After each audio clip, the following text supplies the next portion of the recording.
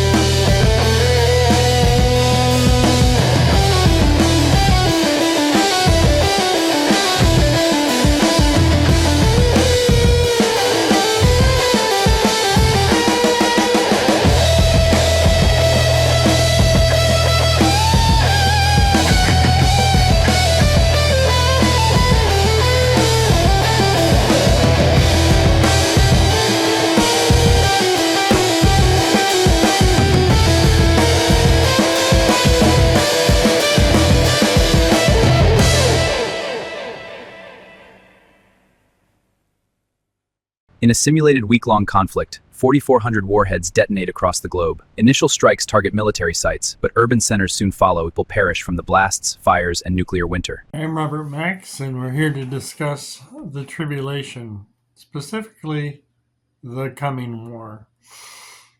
This is probably the most tragic book I've ever read, the Book of Revelation.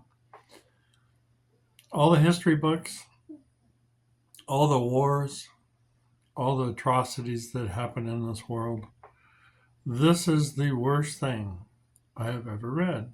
And I would not wish it upon any country, much less the country I live in. But we need to discuss the reality of the advancement of society and creating weapons of mass destruction and creating policies called MAD, mutually assured destruction. These policies and attitudes have created a unique time in history for us. The Bible predicts 1 out of 4 people will be killed in war. Up to World War II, it was less than 0.5%. World War II was, I think, 3.5%. World War I was 3.5 as well, maybe 2.5 on World War II. but a 25% kill ratio in war has not been heard of. So it's hard for people to discuss this. Christians don't discuss it at church. I've looked at the pastors. Almost all the pastors claim the rapture, and they go to Abraham and Lot, and they discuss how God is going to destroy Sodom, and Abraham asked permission to go warn Sodom and his nephew Lot. So he goes into Sodom to try to get Lot to come out and try to find some other people who are righteous. Because of that, God would have withheld the judgment. So people are putting that into the context of the book of Revelation, which is incorrect, but it's all they can hang on to. Isaiah 24 says God orders the destruction of the earth. It's for the people and the priest, for the rich and poor, for the buyer and seller. So it's talking about him including everybody in the judgment. In Revelation chapter 3, one of the 7 churches, Church of Philadelphia, I believe, is spared the tribulation. The other 6 churches enter the tribulation. So mechanically, how does that work? Well, God doesn't really say how it works. He says that one of the churches does not have to go through the tribulation and the other 6 do. And God, that's his problem. That's not our problem. He has to do what his job is. We have to do what our job is, which is to be responsible to witness about the love of Christ. So why would God kill 8 billion people? I think that's the question here. And the only answer that I can come up with is an intervention. Merciful, caring, loving intervention. Let's say out of 8 billion people, 7 billion people don't believe in Jesus. The modern church would condemn those 7 billion people to burn to death in the tribulation, but they would not sacrifice their own life. So they're not really following the principles of the love of Christ, which means that I would lay my life down for you and witness to you. So, referencing the coming war, we're going to just do one topic today, and that's the nuclear war.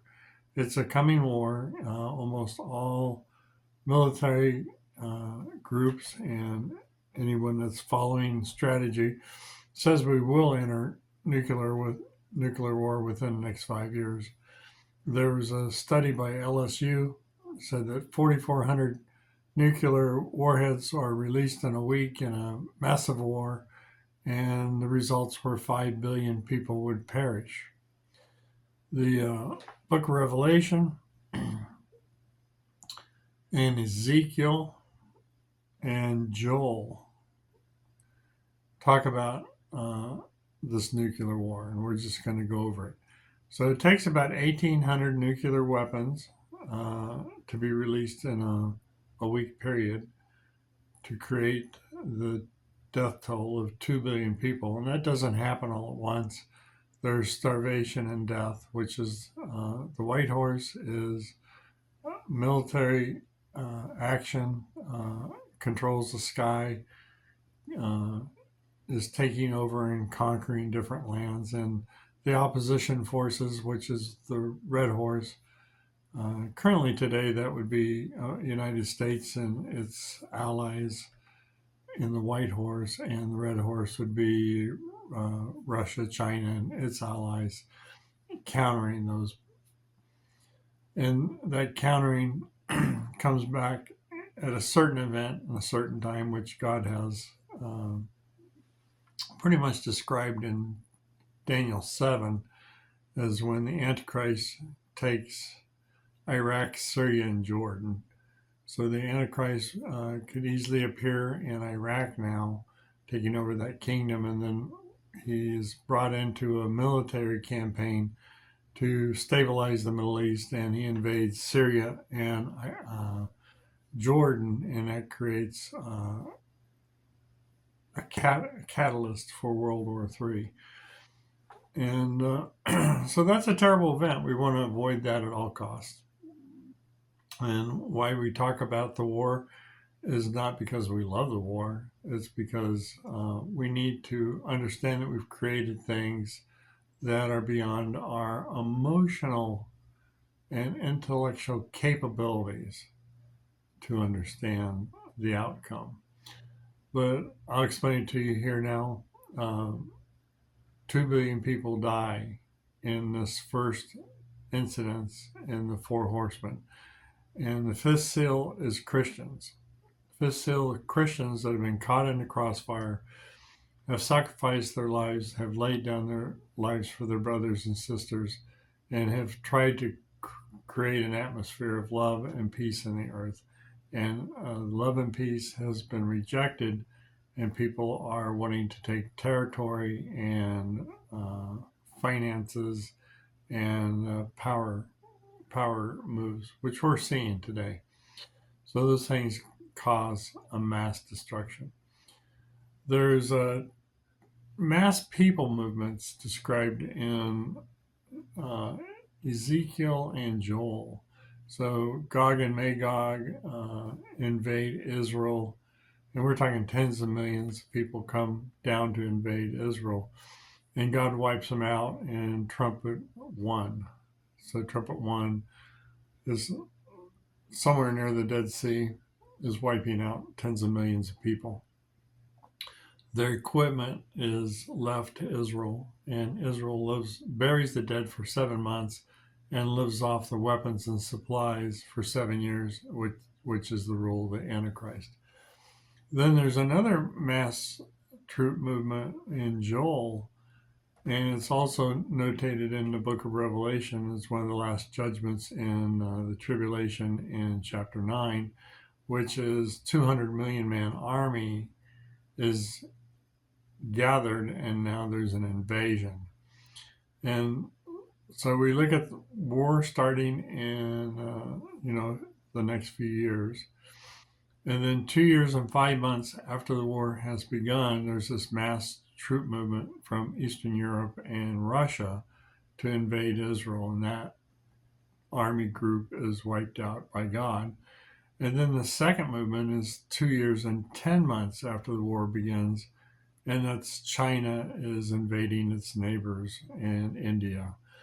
So if you look at the population base, China has about 1.3 billion, and they've gathered 200 million men. So this is all out survival. This is not this is something where your country fails, your crop fails, everything fails, and the only way to survive is to leave your country and go into another country. So if you think there's 750 million male people available in China, then you can calculate that there's been about 750 million to 1 billion people killed in the nuclear war. So this mass troop movement of Joel is now going to invade into India. So this is just the explanation of how the mechanics work in nuclear war and how the Bible has prophesied this not only 2,000 years ago in Revelation, but 2,700 years ago in Daniel and Ezekiel and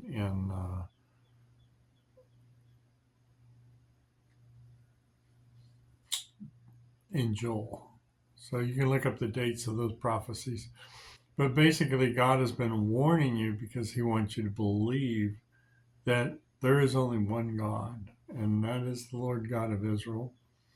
And Jesus represents that for God the Father, because God the Father is so great and so all-encompassing of knowledge, he cannot be contained in a human body.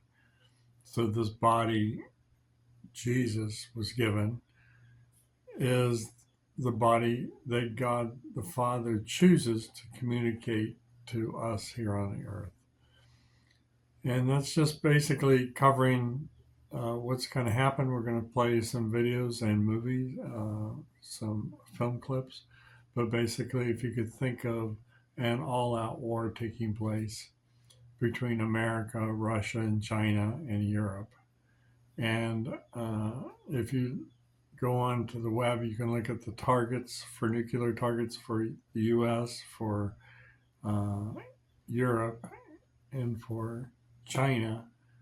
And you can find all the cities that are pre-targeted, and this could be very easily understood as a calamity, and that calamity would cost the lives of 2 billion people. It's up to the Christians to bring salt to the earth, meaning that we say things that might make you uncomfortable, but we're saying them in love, and we're saying them to prevent these situations from taking place. And we're not condescending or unloving or uncaring. So all Christians need to really save up enough food supply and medical supplies for 3 years. And they're going to enter the tribulation within the next 3 to 5 years. So then the Christians have time to prepare. They have time to witness during the tribulation. They have a chance and opportunity to provide clothing, food, and shelter for people that are in the tribulation. And the churches will have to lead this event of compassion, care, and having a safe place for people to go during this calamity. So I'm Robert Max, and this is just my simple discussion on Revelation chapter 6, horses 1 through 5. And what's horses 1 through 4, and the fifth seal is the martyred Christians. Thank you for listening.